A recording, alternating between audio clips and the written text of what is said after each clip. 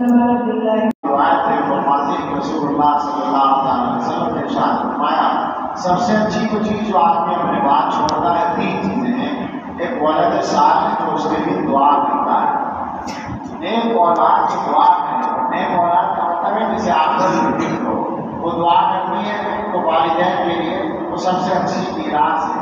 اور وہ صدقہ جو جاری رہے یعنی کوئی ایسا کام جس کا سلسلہ جاری رہے سے مسجد یا اور لوگوں کے نفع کی کوئی چیز جس کا علم اس کو پہنچتا ہے اور وہ علم جس پر اس کے بعد عمل کیا جاتا ہے.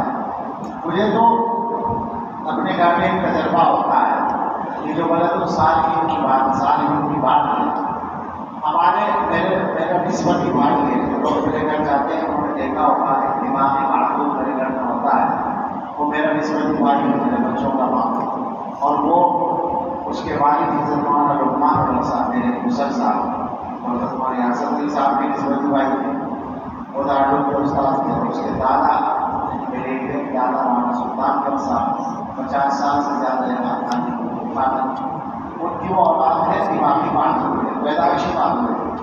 اور اس کے والد محترم کا انتقال اس سال ہوا جس سال میں دور حدیث میں پڑھتا ہوں یعنی 1408 7 یا 8 ہمارا جو سال تھا وہ 7 اور 8 میں ہوا 3 8 ہو گیا. اس سے آپ اندازہ کریں کہ کتنا عرصہ ہو گیا. 37 سال ہو گئے. 37 ہو جائیں گے اور وہ جو ہے 15 سال کا رہا ہوگا 15 16 سال